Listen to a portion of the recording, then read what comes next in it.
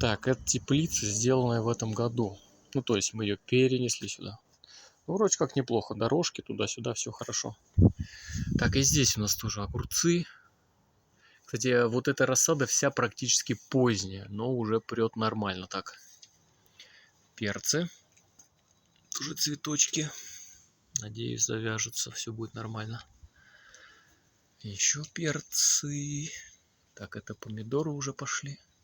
Им еще расти. Поздний урожай будет, но ничего. Укроп затесался. Вот это один баклажан. Все остальные погибли, к сожалению, но... Так, вот это наши чудо-помидоры. Внизу все обрываем.